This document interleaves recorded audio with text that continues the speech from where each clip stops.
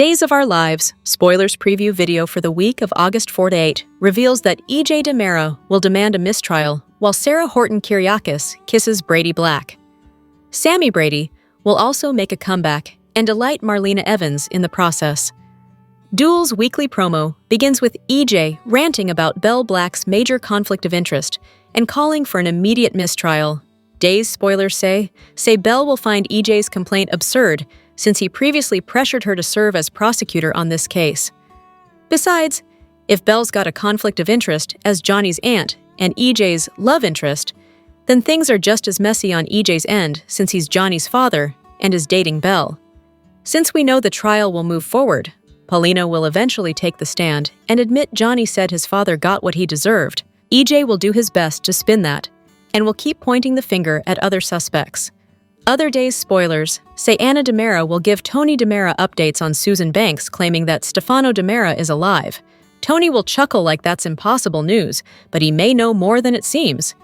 It looks like Tony, or perhaps Andre DiMera if there's a swap reveal coming, will be involved in resurrecting Stefano in some form. After Sarah and Brady spot Javi Hernandez stealing a smooch from Xander Kyriakis at the bistro, it'll bring out Sarah's jealous side. "You can spend time going whatever you want, so can I," Sarah declares in Days' weekly preview video before planting a kiss on Brady. That's going to rile Xander up and leave him ready for a showdown with Brady right there in the restaurant. Finally, Days of Our Lives spoilers say Sammy's return will bring an emotional reunion with Marlena. So stay tuned for their warm embrace and a catch-up session since Sammy's missed a lot in Salem. Sammy's main goal during this visit will be to check on Marlena following John Black's grim fate, so that's what she'll do. Days of Our Lives. Spoilers for Monday, August 4th reveal that Felicity Green will have an emergency for Chanel Dupree DiMera to help with. JJ DiMera will also face some alarm bells, while Sammy Brady and Marlena Evans reunite. So here's what Duel fans can expect. For starters, Felicity should grow concerned over Kat Green's disappearance. Days spoilers hint that Felicity will send out an SOS to Chanel, who will presumably help her kick off a search for her older sister. Meanwhile, JJ will struggle with some concerns as well. Days viewers will see JJ and Julie Williams voice some fears, so they may worry when they can't get a hold of Chad DiMera. Since Chad would never just bail on the kids and go MIA, that may send up some red flags for Julie and JJ. Of course, the real reason for Chad and Kat's joint vanishing act involves the broken elevator at the hospital. Kat and Chad are currently trapped inside, so they'll grow even closer as they remain stuck together. It looks like Chad and Kat will share some sizzling moments behind closed doors, so stay tuned for updates on their intense connection. Over with Marlena, Days spoilers say she'll welcome Sammy home for a long-awaited visit. Sammy will give Marlena a big hug and offer some comfort over John Black's demise. Although Marlena has been coping as best as she can, Sammy may sense that her mom is in more pain than she's letting on. This will be Marlena's chance to lean on Sammy and get some much-needed support, so it'll be nice to see their mother-daughter reunion. The topic of Johnny DiMera's trial will also come up, so Sammy may fret over her son and get Marlena's take on the situation. It's a week of courtroom drama, messy lovers' spats, and surprising returns in Salem. The latest Days of Our Lives preview teases Sammy's long-awaited return, but Anna also has a warning for Tony that someone else could be on their way home. Plus, is Paulina about to hand Johnny a guilty verdict? As Johnny's attempted murder trial continues, EJ pulls yet another ace from his sleeve and wants a mistrial declared. Why? Because he claims DA Belle has a conflict of interest. Given this trial is just one huge family affair, it seems more suited for an episode of Judge Judy than the People's Court. Susan's psychic tingly feelings have not only picked up something dark when it comes to EJ's shooting, but she also fears Marlena's soul is in grave danger. What's up next on her list of visions? Anna tells Tony that Susan claims Stefano is alive. Well, they didn't call him the Phoenix for nothing. But many are wondering, is Tony already in the know about his father? And is Tony even Tony? Andre? Is that you? Sarah and Xander's messy relationship gets even more complicated as Gabby and Brady are pulled into what looks to be a love quadrangle. Of course, we can't forget Xander's other ex, Gwen is still around. Back in court, it appears EJ's tricks aren't working, as Paulina takes the stand and makes a damning statement against her son-in-law. Finally, with Marlena still mourning John, and her health on shaky ground, not to mention her haunting dreams, it seems now is a good time for a surprise visit. That's right, Sammy is back in town, but for how long? Days of Our Lives spoilers tease that Jeremy Horton could be returning to the land of Salem. Longtime fans will recall the baddie from his stint in Salem, circa 2007, when actor Trevor Donovan was in the role. Now, with recent name drops on Canvas, Duel viewers are buzzing about a possible comeback. Digging into the Duel history vault, fans may remember the son of Mike Horton and Robin Jacobs. While he was initially introduced to fans as a baby in the late 80s, he returned to town in 2007 and had a romance with Stephanie Johnson. Sadly, their relationship wasn't the healthiest, as not only did Jeremy have a criminal record and lie to Stephanie, but he was also abusive toward her. He did leave Salem later in 2007, hoping to start a new chapter and be a better person. However, not much has been mentioned about him until recently. On the cusp of becoming a published author, Stephanie has been nervous about pressing the button on this. At first, she claimed it was because of her PR business and the racy content in her book. But now that Alex, Kyriakis, and Titan have promised a pen name, Stephanie still seems concerned, and this stems from the fact that the book's details are about former lovers. She wanted one section in particular to be deleted, but it never was. As she's using a pen name, what are the chances that anyone would pinpoint her as the author? Stephanie has also been on edge thinking about an ex. During the Thursday, July 31st show, Steve Johnson mentioned finding dirt on Alex, a prior arrest, which Kayla Johnson fluffed off. With that said, Steve's worried because Stephanie was once wrapped up in a romance with another bad apple, and he mentioned Jeremy's name. Days fans know that names don't generally get dropped in scenes unless there's a bigger purpose, so could Jeremy be on his way back to Salem? Is Jeremy Horton returning to storylines? Comment below. Watch your favorite Peacock soap daily and check out this site often for the best Days of Our Lives spoilers, news, and updates. Days of Our Lives spoilers are in for Monday, August 4th, 2025. In the next episode, fans can expect Sammy Brady to return. JJ Devereaux worries with Julie Williams. Meanwhile, Felicity Green gets some help from Chanel Dupree de Mera.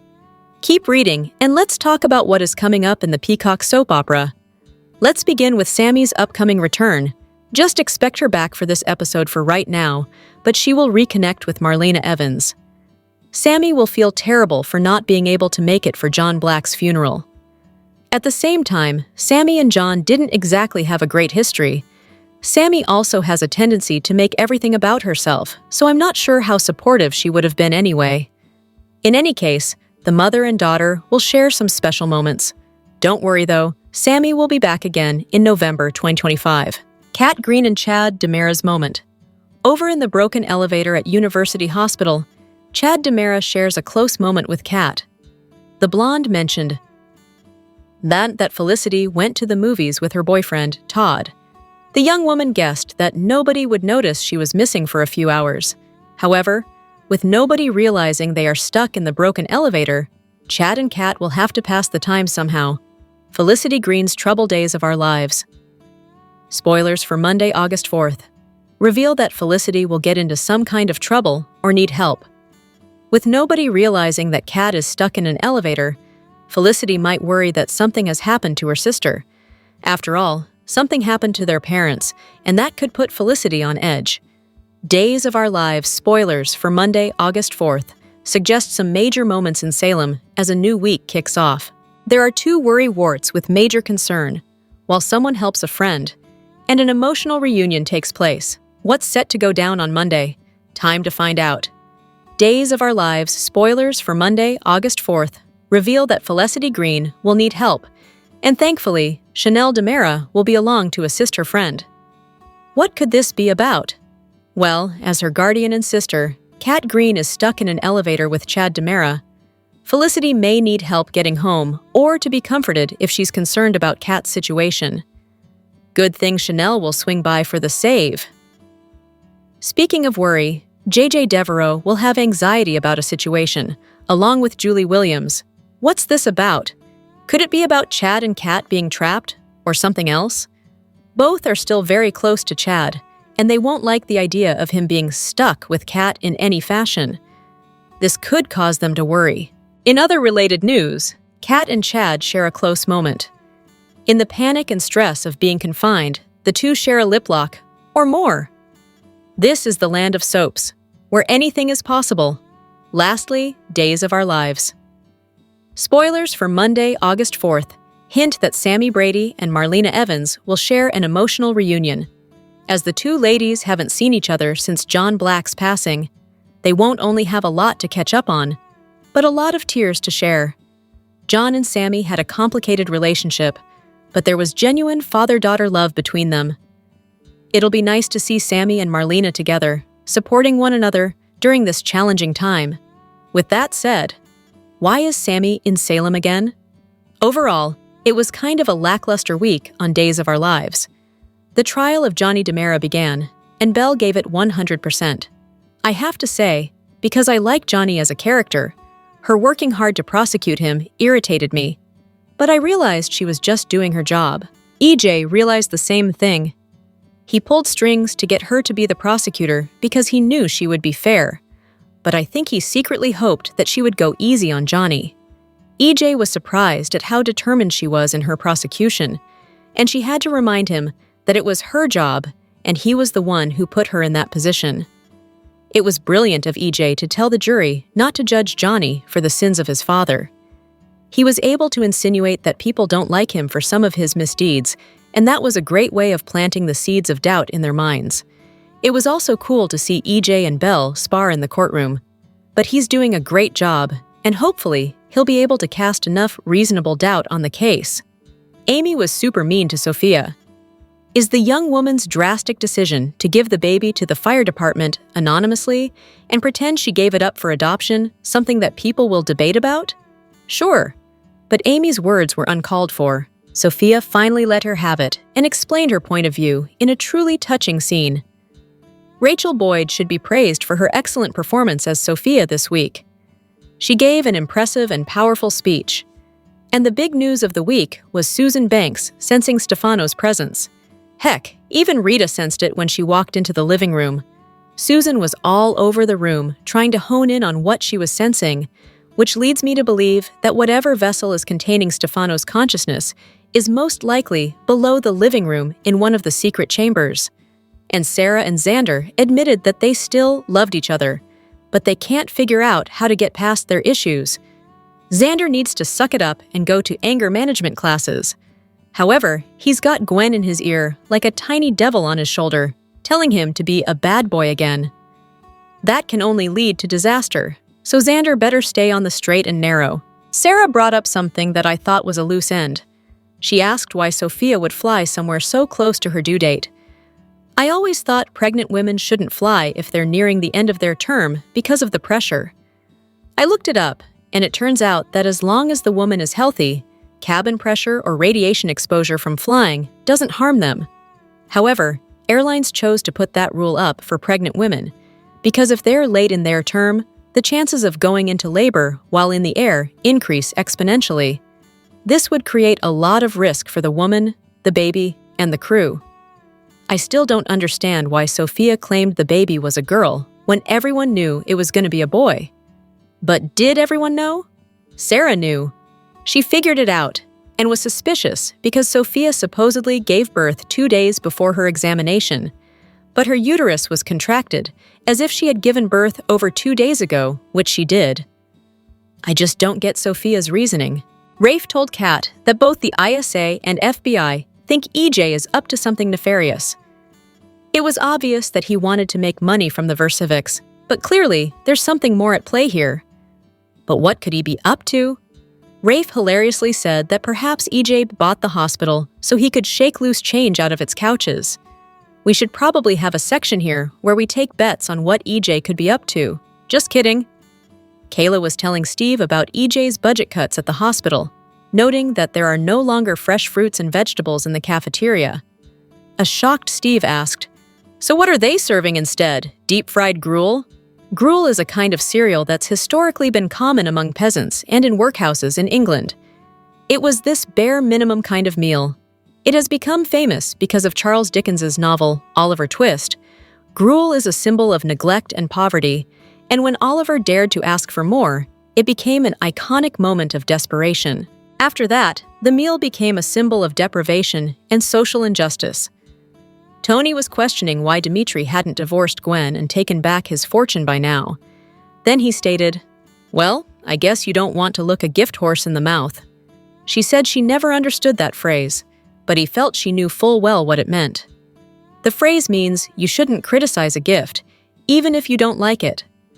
It came about from the practice of figuring out a horse's age by looking at its teeth.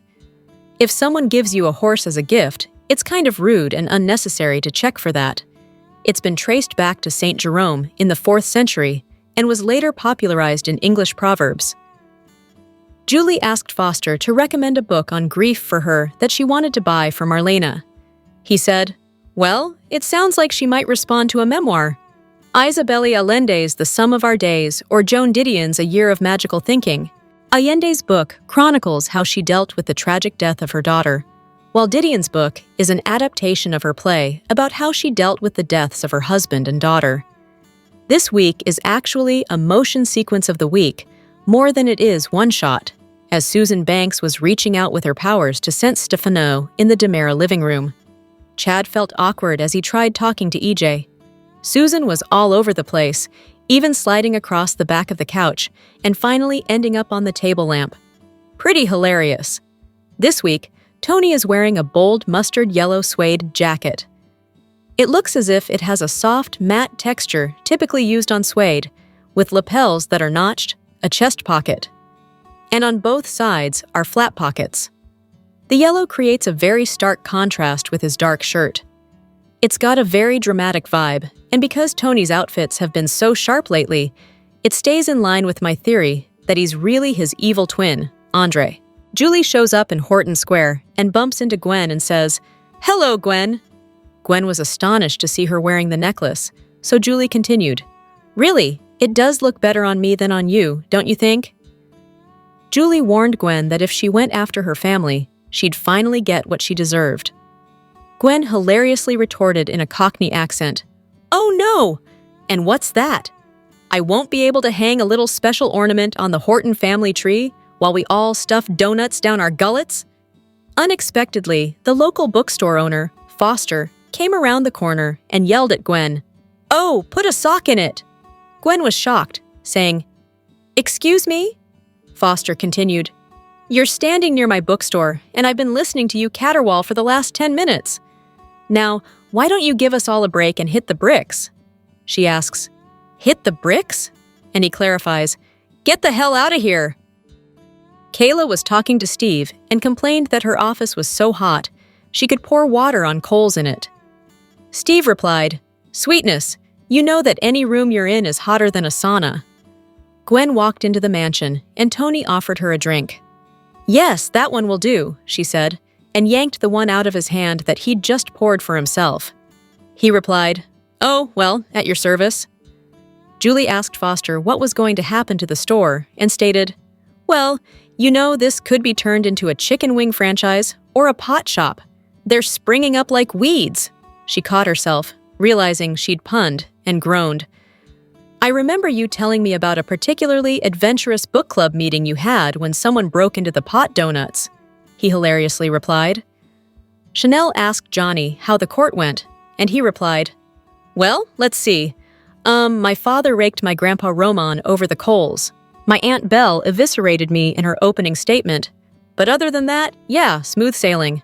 Between your ordeal and the trial, I'm surprised Dateline hasn't done a whole season on Salem," is what Chanel said to Holly and Tate. Susan Banks walked into the living room and saw EJ pouring himself a drink. She said, "Oh, a little early to be tippling, wouldn't you say?" I had no idea what tippling meant, so I looked it up. To tipple is to imbibe in hard liquor, sometimes in excess. Interesting. Kat and Rafe were talking about Stefano, and she asked, "He's had a long history of dodging the Grim Reaper. Are we actually sure he's dead?"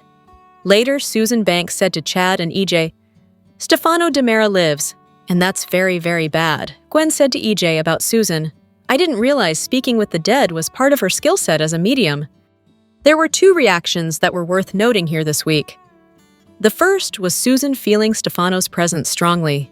She looked totally freaked out, and before that was a nice shot of her and EJ looking at Stefano's portrait.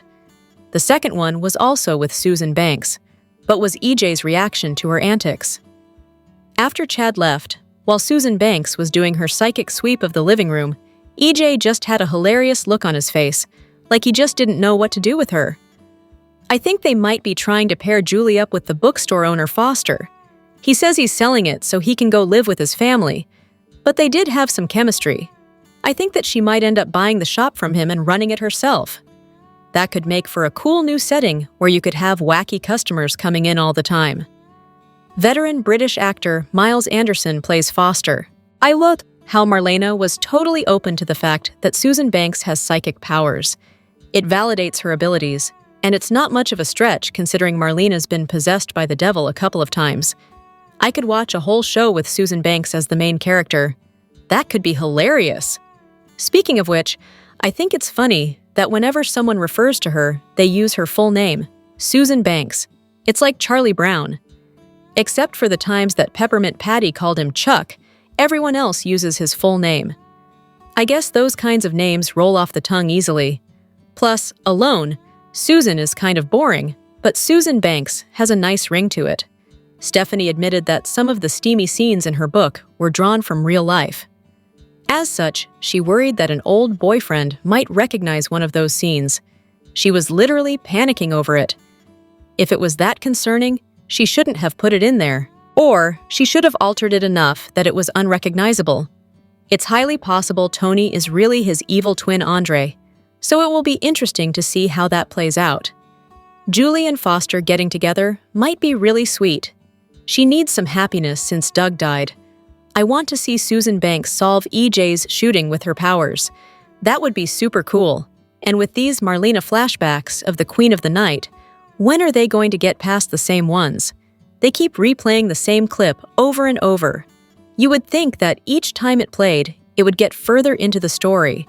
Unless it's some kind of psychic connection between Marlena and Stefano, and as he nears rebirth, their connection gets stronger. I'm excited to find out where this goes. Thanks for joining me this week, Duelers. Come back next time as we figure out how to build a time machine before anyone else to prove that the early bird gets the wormhole. Viewers were recently reminded that Days of Our Lives, Julie and Marlena, are members of a club they'd prefer not to be, as both are widows. Now, Soap Central is honoring Susan Seaforth Hayes and Deidre Hall with our Performer of the Week honors, for a touching scene in which their characters connected on a special level. Viewers know that Bill Hayes and Drake Hogestyn died in real life, so this time, there's no coming back for their characters. As a result, the writers can craft scenes that speak to the finality of Doug's and John's absences, and the actresses can play those scenes in a different, more definitive way. Knowing well what Marlena was going through, Julie dropped by her pal's apartment bearing gifts. Trying to be upbeat, a mourning Marlena injected as much joy as possible into her character's persona. Julie updated Marlena on the return of Alice's missing necklace, joyfully sharing that Doug Williams III returned it. However, that wasn't the primary goal of her visit, however, so Julie said she'd save the details for another day. Marlena is still in mourning, but Hall injected joy into her character as Marlena knew how much the missing jewelry meant to Julie. "I come bearing gifts," an upbeat Julie said, as she shared that she had brought out her woe memoirs about grief and embracing life again after you've lost the center of your universe, which, she added, we both have. "You helped me so much on the darkest day of my life," tearfully recalled Julie, referring to when Doug died. Julie, and perhaps Seaforth Hayes too, knows full well that grief is not linear, and that one doesn't move on after the love of your life dies, but instead, one moves forward. "You're still helping me," Julie shared. "I understand how much you have to deal with. Books or no books, I'm here for you too. You're not alone." "I know that," Marlena replied knowingly and warmly. Hall brings compassion to her role as Salem's favorite psychiatrist, but the actress allowed Marlena to let her guard down as she also showed sympathy and empathy to her friend. "And I know that you understand all too well," added Marlena, who wanted to help Julie as she was helping her. "All too well," Julie replied as she hugged Marlena. This lovely, emotional slice of life moment is what soaps are all about. Two characters shared their thoughts in a room while the audience at home identified and empathized with characters they've come to love like family. Rachel Boyd stepped up in a big way in July. Her Days of Our Lives character had some seriously heavy stuff to play, and she nailed every beat from determination to utter despair. Sophia gave birth to a son and proceeded to make choices that would enable her to live the life she wanted. Those choices would also leave a big hole in her heart. Giving birth to a baby alone in the bedroom she probably grew up in was no joke. Then, Sophia made the heartbreaking decision to give up her baby despite the fact that she didn't have an actual adoptive couple lined up. Instead, she dropped her son off in the safe haven box at the firehouse. She felt adamant that giving up her and Tate's son was the right thing to do. Boyd infused Sophia with the appropriate amounts of fear, determination, loss, regret, and an overwhelming amount of guilt. That's what the actress did in July. She played all those beats and then some. Beyond those initial heart-wrenching scenes, Sophia had to pull herself together, and she and Tina Huang's Melinda Trask had work to do. They needed to come up with a perfect cover story to explain why her baby was suddenly gone, and she was no longer pregnant. Sophia knew it would be tough to convince her mom and Tate that she had given birth in Chicago, where she had met up with a potential adoptive couple. But Boyd's high school graduate mustered up the courage, even though she had to unload lie after lie, including the fact that she gave birth to a daughter, not a son. When she came face to face with Tate, Boyd was really good at flickering in between emotions. Basically, Boyd beautifully brought what was a wild and crazy story to life. She's young, but she expertly played the pain of the situation in all its forms. The actress made us believe Sophia when she said that she was too young to have a baby and that she wanted to go to college, live her life, and have a future. On the other hand, there was that scene where Sophia ran into Javi and Leo when they were caring for Tesoro. Sophia couldn't walk away. From across HTS, she was compelled to look in on her son. And while she talked to Javi and Leo and asked about Little T's life, she oozed regret and clearly held back tears.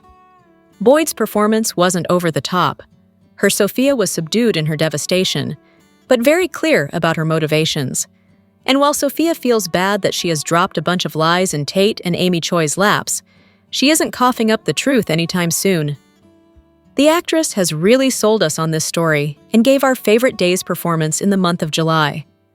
Javi Hernandez has been front and center since he came to Salem on Days of Our Lives. Al Calderon is one of soap's most talented newcomers, and he recently booked a series regular role on Brilliant Minds, starring Zachary Quinto, for the show's sophomore season. Calderon is rumored to be airing well into 2026 because the show tapes so far ahead of their air dates. It came as a shock to daytime audiences when Calderon was announced to be departing the show. A Days spokesperson released the following statement when news of Calderon's casting was announced, stating, "We do not comment on the contract status of our actors, but fans should not worry. Javi is alive and well in Salem." The actor debuted on October 28, 2024, in the role of Javi, cousin to Rafe and Gabi, after Javi's mother passed away. From the moment Javi met Leo, sparks flew. The two first crossed paths at Rafe and Jada's engagement party, and despite warnings from Gabi about Leo's past, Javi followed his instincts and his heart. Their chemistry was instant, but the road hasn't been easy. Early in their courtship, Leo mistakenly believed Javi was leaking body and soul spoilers to the spectator. The false accusation nearly derailed their budding romance, pushing both men to confront their trust issues. But through heartfelt conversations and genuine forgiveness, the pair rekindled their connection. By early 2025, Leo and Javi were discussing serious next steps. That deepening bond reached a new level when a newborn was left at the firehouse where Javi works. The couple took the baby in, with Javi naming him Tesoro. Now stepping into foster parenthood together, Leo and Javi are becoming one of Salem's most talked about new families. With possible adoption on the horizon, Javi's arrival in Salem wasn't just about romance. It was also about reconnection. Moving in with his cousins, Gabi and Rafe, gave Javi the chance to rebuild after losing his mother. Gabi quickly embraced her cousin, offering both emotional support and some tough love, especially when it came to Leo. With Rafe, Javi shares a more complex journey.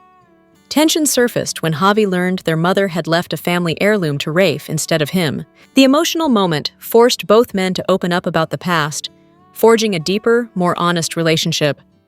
Javi may be getting a new face, and with that comes an exciting opportunity for another young actor to showcase their talent. Here are a few current and past soap stars who could tackle the role. Alex Alegria is currently playing Tomas on Beyond the Gates and is embroiled in the start of a love triangle, which could see the leading man breaking both ladies' hearts and his character being forced out of town by the powerful Dupree family. Jason Canella won over soap fans with his portrayal of Arturo on The Young and the Restless. The actor was last seen in the role when he returned to Genoa City for the wedding of his cousin, Ray. Brian Craig made a name for himself starring as Morgan on General Hospital. The actor received 2 consecutive Daytime Emmys in the Outstanding Younger Actor category in 2016 and 2017, while also scoring a nomination in 2015. He returned to GH last summer as Morgan when the character's father, Sonny, was in the throes of a mental health crisis. Morgan urged Sonny to continue to fight through. Now would be a perfect time for the actor to make a comeback to the genre that launched his career. Chance Perez, who was a member of the band in real life, also starred on Power Rangers Dino Fury as Javi Garcia. Based on both of those former projects, he would bring a big fan base of younger viewers to the show and has the talent to pull off the role. Also in real life, he is actually a certified EMT, much like the character on Days. Diego Tinoco gained buzz for his portrayal of Cesar Diaz on the Netflix comedy On My Block. He looks the part and fits the age range perfectly. The scene stealer would make a splash in Salem and also has the potential to bring over a sizable fan base. Can you see any of these actors in the role, or do you have others in mind? Sound off in the comments below. A pair of popular leading ladies resurface on Days of Our Lives this week. Here's the soap's latest comings and goings casting news. Find out which popular actresses are back on screen, if anyone new is boarding the Peacock drama in contract, recurring, or day player roles, and if any of your favorite performers are exiting the show. 2 fan favorites are back on the Salem scene. Allison Sweeney returns for a quick visit as Sammy Brady DiMera on Monday, August 4th, to share an emotional reunion with her on-screen mom, Deidre Hall's Marlena. It's a one-and-done appearance for Sweeney, but the actress will be back in November. After a long absence, Leanne Hunley finally resurfaces as Anna DiMera on Thursday, August 7th. Look for Anna to surprise her husband, Tony, with news about Stefano. Kennedy Garcia pops in as Felicity Green on Monday, August 4th. She interacts with Raven Bowens' Chanel, Casey Moss, JJ, and others. Stacey Hayduck is back as Susan Banks. She airs on Tuesday, August 5th, in scenes with Carson Boatman's Johnny, Dan Foyer-Eagle's EJ, and Deidre Hall's Marlena Tina Huang is back as Melinda Trask. The attorney has scenes with Rachel Boyd's Sophia on Wednesday, August 6th. Adam Chambers turns up as Dave on Monday, August 4th. The character, a security worker at Salem University Hospital, has scenes with Billy Flynn's Chad and Annalyn McCord's Kat. Carole Foreman gets more airtime as Judge Dabney. The character continues to officiate over Johnny's trial on Thursday, August 7th. The action in this Days of Our Lives spoilers video preview for the week of August 4th begins in the courtroom as Judge Dabney demands order, as the trial to determine Johnny's guilt or innocence continues in the case of the attempted murder of EJ. Johnny and his father EJ, also his lawyer, enter the room as District Attorney Belle Black appears stunned. "Your Honor, Ms. Black has a major conflict of interest," EJ can be heard saying over a scene of him kissing Belle. The DA is irate. "This is absurd. Belle states while EJ interrupts her with his demand. "I call for an immediate mistrial." Johnny appears visibly exasperated by his father's underhanded tactics. At the Dimera mansion, Tony and Anna stare at Stefano's portrait. Anna tells Tony, "She claims your father's alive." Tony laughs as the woman in question, Susan Banks, is seen looking clearly troubled that no one seems to believe her claim about Stefano. Over at the bistro, Sarah enters with Brady and is stunned to spy Gabby at a table kissing Xander, prompting a flare of jealousy to emerge. "You can spend time doing whatever you want, so can I," she says, before grabbing Brady for a kiss. Xander, not to be outdone, reveals that Sarah isn't the only one consumed by jealousy. The scene switches back to the court battle as Johnny's mother-in-law, the mayor, Paulina, takes the stand. "Johnny said his father got what he deserved," Paulina recounts, as the weight of her statement is immediately felt by both EJ and Johnny. At Marlena's townhouse, she's going through a folder for work when she realizes she's not alone. "Sammy?" Marlena says with a relieved breath. "Oh, Mom, I've missed you so much," Sammy tells her as she pulls Marlena into a long, emotional hug. See it all for yourself in the preview video below. Let us know what you think is going to happen in the comments section, and be sure to check out our first look gallery for a sneak peek at what's happening on all the soaps this week, including Days. When Days of Our Lives aired John Black's funeral back in the beginning of June, Sammy couldn't attend as portrayer.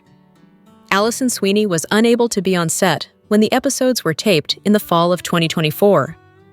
But the actress is returning to Days for another visit on Monday, August 4th, and Sammy will finally be able to grieve the loss alongside her mother, Marlena. "I was so devastated that my schedule didn't allow me to film the funeral scenes for John Black with the rest of the cast," Sweeney told TV Insider. "But I had a great talk with then co-executive producer Janet Spellman Drucker, and she said she and the writers would figure something out for me to return as soon as I was able, which meant so much to me. I really wanted Sammy to be a part of the story of saying goodbye to John, as well as being there to mourn with Marlena. As difficult as the subject matter was, I'm really glad they were able to make this happen." Sammy and her stepfather had a rather contentious history, which she can now never put right, a fact that makes the loss even more painful. Especially after the last time Sammy was in town and had that talk with her son Johnny, she mentioned that she was going to therapy, and that kind of self-reflection would really make her aware of how poisonous she was to John, Sweeney explained. "Even though the writers reminded me that there had been this mea culpa moment where Sammy apologized, I still think Sammy wouldn't forgive herself that easily, now that he's gone and they don't have years to unwind all that bad blood." The real-life relationship between Sweeney and the late Drake Hogestyn was the polar opposite of Sammy and John's. "I absolutely loved working with Drake," she shared. "Every time I got to have a scene with him, even when Sammy was terrible to him, I was thrilled to get to see Drake, share the stage with him, joke with him, hear his stories, and laugh with him, with